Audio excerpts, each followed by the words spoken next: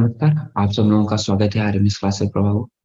आज की इस वीडियो में हम लोग पढ़ेंगे भारतीय भवन का जो एक्सरसाइज का सॉल्यूशन उसको हम देखेंगे।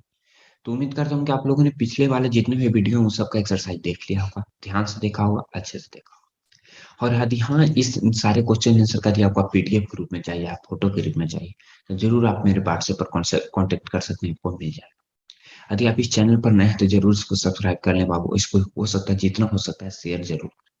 ठीक है, आइए हम लोग स्टार्ट करते हैं। क्वेश्चन नंबर 1 तुमको क्या कर रहा है कि निम्नांकित में से किसका जड़त्व अधिक है बाबू। ठीक है, तो किसका जड़त्व अधिक है तो क्या होगा, एक रबड़ की गेंद या उसी आकार का पत्थर या साइकिल या रेलगाड़ी या 5 रुपए का सिक्का या 1 रुपए का सिक्का। ठीक है। तो तुमको कह रहा है कि एक रबड़ की गेंद का जड़त्व ज्यादा अधिक होगा या उसी आकार के पत्थर। ठीक है, तो जो जड़त्व होता है, ठीक है, तुम सब लोग जानते जानते हो कि जड़त्व जो है क्या होता है, द्रव्यमान के क्या होता है, समानुपाती होता है। ठीक है, यदि जड़त्व ज्यादा है तो उस वस्तु का क्या होगा, द्रव्यमान भी ज्यादा होगा। यदि द्रव्यमान ज्यादा है तो जड़त्व ज्यादा होगा। यदि द्रव्यमान कम है तो जड़त्व कम होगा। तो तुम अपने खुद बताओ कि एक रबड़ की गेंद का द्रव्यमान ज्यादा होगा कि उसी आकार का पत्थर का, ऑब्वियसली होगा कि पत्थर का। ठीक है, तो ए में किसका हो जाएगा, सबसे ज्यादा जड़त्व किसका हो जाएगा, पत्थर का ना, तो पत्थर का हो जाएगा। बी पर आते हैं। बी तुमको क्या कर रहा है, एक साइकिल या रेलगाड़ी, तो साइकिल का ज्यादा मास होता है कि रेलगाड़ी का बाबू, रेलगाड़ी का ना, इसका भी जवाब हो जाएगा रेलगाड़ी। सी पर आ जाओ।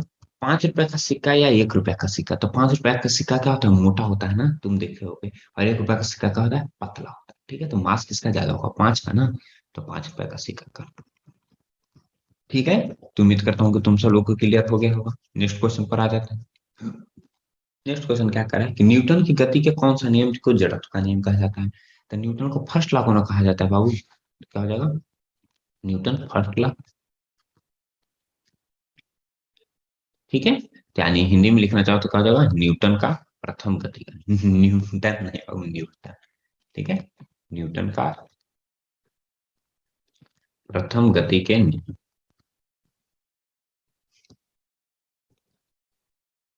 नेक्स्ट आ जाओ। गति का कौन सा नियम बल की परिभाषा देता है बाबू, तो गति का जो फर्स्ट नियम है, प्रथम नियम भी बल का तुमको परिभाषा देगा, और द्वितीय नियम भी।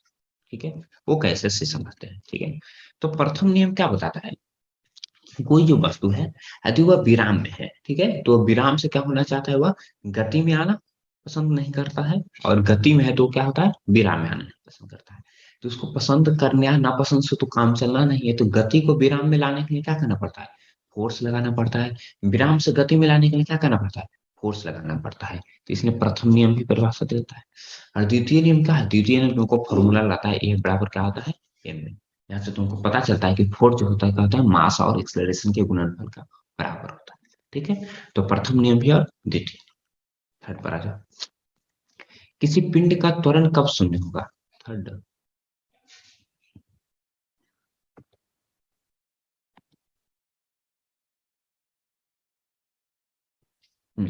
किसी पिंड का त्वरण कब शून्य होगा, जब उस पर क्या हो जाएगा, ए बराबर फॉर्मूला क्या होता है, एम ए ना। तो यदि फोर्स यदि इसका जीरो हो जाएगा, ठीक है, तो यदि force equal to zero, then क्या हो जाएगा, उसका त्वरण भी क्या हो जाएगा, जीरो हो जाएगा। नहीं तो यदि मोशन में तुम सब लोग पढ़े होगे, तो मोशन में एक्सलरेशन जीरो कब होता है, जब जो वेलोसिटी है वो क्या हो, यूनिफॉर्म हो। ठीक है, यूनिफॉर्म कहने का मतलब क्या हो जाता है, एक समान चाल से चले। ठीक है, क्या रहे बाबू, एक समान चाल से चले या एक समान वेग से चले। ठीक है, तो दो स्थिति में त्वरण जीरो होगा, ये क्या होगा, यदि उसका फोर्स जीरो होगा तब भी उसका एक्सीलरेशन जीरो हो जाएगा, नहीं तो वह एक समान वेग या एक समान चाल से चले तब भी उसका क्या हो जाएगा, जीरो। ओके, नेक्स्ट बढ़ जाओ। किसी वस्तु के द्रव्यमान तथा वेग के संवेग प्रभाव को किस भौतिक राशि से व्यक्त करते हैं। तो द्रव्यमान क्या लिखा है, एम ना, अब वेग क्या लिखा है, भी। तो एम भी से कौन होता है, पी ना बाबू, यानी पी का नाम क्या होता है, मोमेंटम ना, तो मोमेंट। ठीक है, मोमेंटम यानी इसको हम क्या कर सकते हैं, संवेग ना, संवेग। ठीक है, तो किसी वस्तु के द्रव्यमान और वेग के संवेग प्रभाव को हम क्या कहते हैं, संवेग ना। नेक्स्ट आ जाओ। संवेग के परिवर्तन की दर किस राशि को सूचित करती है। तो संवेग परिवर्तन की दर क्या होता है, P2 माइनस P1 बटा टी। ये क्या होता है, संवेग में परिवर्तन की दर, दर यानी समय ना, तो इसको हम क्या कहते हैं, फोर्स। ठीक है, संवेग में परिवर्तन की दर को हम क्या कहते हैं? फोर्स यानी बल कहते हैं। ठीक है। चलो नेक्स्ट आ जाए। एक पिंड पर लगे बल और उसमें उत्पन्न त्वरण के बीच क्या संबंध है? ठीक है, फोर्स और उसके त्वरण के बीच में क्या संबंध है? तो फोर्स और ये क्या होता है फॉर्मूला एम ए ना।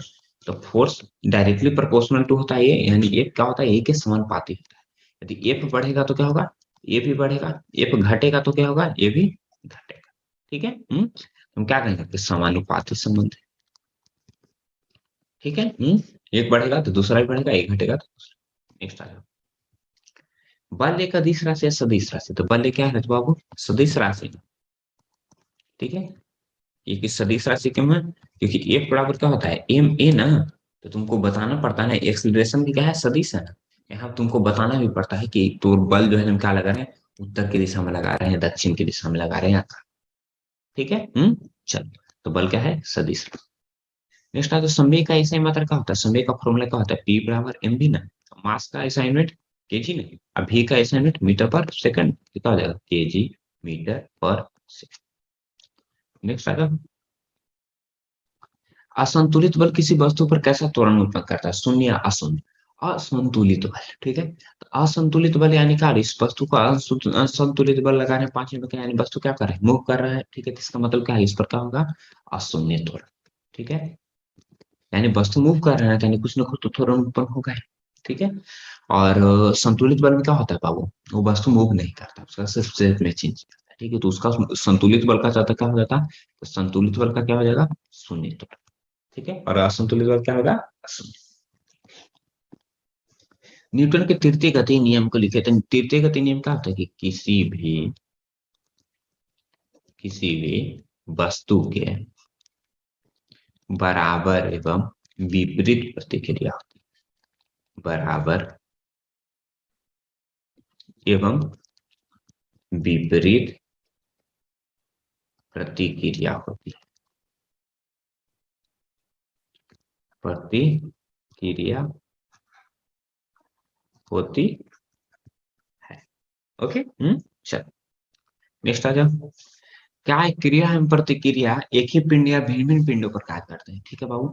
तो सपोज कर लो कि यहाँ पर क्या है? एक दीवार है। ठीक है, और दीवार पर तुम धक्का दे रहे हो तो क्या होगा?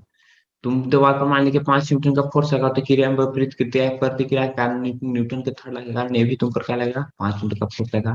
भले तुम यदि इस डायरेक्शन में लगा रहो तो ये इस डायरेक्शन में लगा। ठीक है, दोनों का डायरेक्शन क्या होगा? अलग हो सकता है। ठीक है, मगर यहाँ पर जो तुमको सवाल उठ रहा है कि क्या एक ही पिंड पर क्या करता है? दो दो दोनों पिंड पर, यानी क्या बनेगा? दो पिंड रहेगा तब ना क्रिया में विपरीत प्रक्रिया। एक क्या होगा? लगाने का काम करेगा, एक क्या करेगा? रिएक्ट करने का काम करेगा। ठीक है, तो न्यूटन का थर्ड लाइन क्रिया में विपरीत प्रतिक्रिया होती है, वो क्या होती है? दोनों। निम्नलिखित तथ्यों की व्याख्या किस प्रकार की जाती है? कूदने से पहले मनुष्य दौड़ता है। ठीक है, तो कूदने से पहले मनुष्य क्या होता है? दौड़ता है। यानी क्या है? शुरू में क्या था? विराम में न था, और उसके बाद फिर क्या गया? गति में। ठीक है।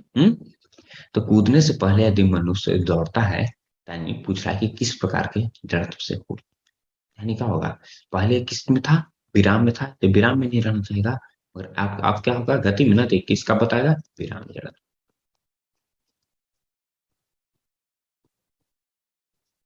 नेक्स्ट आ जाओ। साइकिल सवार सवार द्वारा पैडल चलाना बंद करने के बाद भी साइकिल सड़क के कुछ दूरी तक गति में रहती है। तो कुछ दूरी तक गति में क्यों रहती है? क्योंकि उसमें अभी भी क्या होता है? गति मौजूद है ना, यानी मोशन मौजूद है, तो क्या होगा? गति हो जाएगी, गति जड़त्व हो जाएगा। यात्री पीछे की ओर झुक जाता है जब रेलगाड़ी का एक चक्कर है। तो रेलगाड़ी का चलना और तो क्या हो जाता है? गति में। और यात्री क्या है? उस समय क्या है? एकाएक में जा रहा है, तो पहले से क्या था? विराम में न था, यानी ये भी क्या हो जाएगा? विराम में जड़त्व होता है। ठीक है। नेक्स्ट है, एक पिंड का त्वरण अपने गमन के दौरान 5 गुना हो जाता है। ठीक है, तो क्या उस पर लगा हुआ बल भी बदल जाता है? देखो बाबू, अभी हमने बताया कि एफ जो होता है क्या होता है? एम में होता है। और एफ का होता है? ए के डायरेक्टली प्रोपोर्शनल होता है। यदि एफ 5 गुना बढ़ेगा तो एफ भी क्या बढ़ेगा? 5 गुना बढ़ेगा।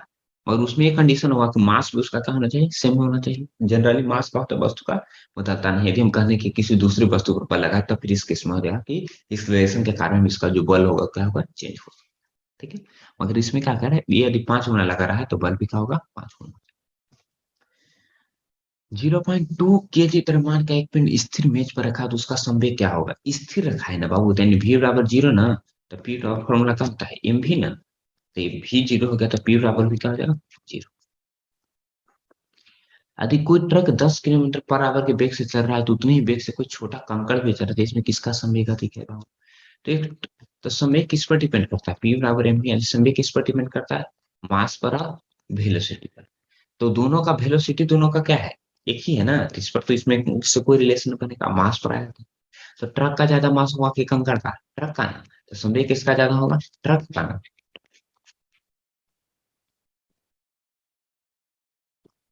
नेक्स्ट क्वेश्चन है 17, गति के उस नियम का नाम लिखा जो निम्नलिखित में, तो पानी में तैरना। तो पानी में तैरना में कौन होता है बाबू? थर्ड वाला ना, न्यूटन के तीसरा गति का नियम। ठीक है, क्योंकि जितने हम तेजी से अंदर में हाथ डालेंगे उतनी तेजी से क्या करेगा? तुमको ऊपर फेंकने का काम करेगा, उत्प्लावनल ग्रेविटेशन तुमको और पढ़ और डिटेल में समझोगे पानी में तैरना। मेज पर रखी पड़ी पुस्तक का वहीं रहना। तो मेज पर पड़ी पुस्तक है जो वहीं रह रहा है। ठीक है, यानी उसको हम क्या कर रहे हैं? उसको हम हिलाने का काम नहीं ना कर रहे हैं, तो इसमें क्या हो जाएगा? लाना। ये क्या करे? गोली का छोड़ना। तो गोली का छोड़ना है, नहीं क्या होगा? उसका मोमेंटम कहीं ना कहीं पॉइंट पर जाकर के जीरो हो रहा है ना, यानी क्या हो जाएगा? सेकंड। ठीक है, इसमें हम थर्ड सा भी लगा सकते हैं, मेज पर बड़ी पुस्तक को वहीं पर। ठीक है, जितना पुस्तक मेज पर लगाएगा उतना ही पुस्तक भी और मेज भी पुस्तक के ऊपर लगाएगा। ठीक है, तो थर्ड ला भी हो सकता है। नेक्स्ट है जो घर्षण बल की दिशा क्या होती है? यदि घर्षण बल की दिशा क्या होती है? विपरीत होती है। इसको समझना है तो समझ लो। यदि समझ लो कि टेबल है, ठीक है, टेबल पर हम किताब को आगे बढ़ा रहे हैं, तो यानी क्या हो जाएगा? टेबल भी काम किताब को रोकने का काम करता है ना, तो यानी क्या होगा? विपरीत में ही लगेगा, यानी रोकने वाला काम। जैसे समझ लो जो ट्रेन आदमी है तो हमेशा क्या करता है? टांग अड़ाने का काम करता है, यानी क्या करता है? तुम कुछ अच्छा करो तो उसको खराब कर बनाने का काम करती है। इसका मतलब क्या हो जाएगा? तो हमेशा तुमको क्या लगेगा? निगेटिव फोर्स लगेगा। ठीक है, तो यानी विपरीत दिशा में ना। नेक्स्ट आ जाओ। 0.1 केजी का एक पिंड चिकनी एवं समतल सतह पर 4 मीटर पर सेकंड एक समान वेग से ऊपर लगा हुआ, एक समान वेग से चल रहा है बाबू। ठीक है, तो एक समान वेग से चल रहा है तो उसका त्वरण क्या हो जाएगा? जीरो ना, तो त्वरण जीरो हो गया था, ये क्या हो जाएगा? जीरो। 2 न्यूटन का एक बल 2 केजी, तुमको उसमें त्वरण क्या है? ठीक है, तो एफ तुमको क्या दे दिया है? 2 न्यूटन। मास तुमको क्या दे दिया है? 2 केजी। ये ना पूछ रहा है, तो एफ बराबर क्या होता है फॉर्मूला? एम में ना। ए बराबर क्या हो जाएगा? एफ बटा एम ना। एफ क्या हो गया? दो ना, एम कितना हो गया? दो ना, बराबर क्या हो गया? एक ना, तो 1 मीटर पर 1 मीटर पर सेकंड स्क्वायर। किसी वस्तु पर 25 न्यूटन का बल लगाने से उसमें 5 मीटर पर सेकंड स्क्वायर का त्वरण उत्पन्न है, तो वस्तु का द्रव्यमान कितना है? एफ कितना है तुमको? 25 न्यूटन। ए कितना है? 5 मीटर पर सेकंड स्क्वायर। एम पूछ रहा है।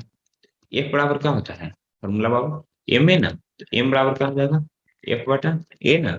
एफ कितना है? 25 ना। ए कितना है? 5 ना, कटकुट के क्या आ जाएगा? 5 ना, तो 5 के। ठीक है।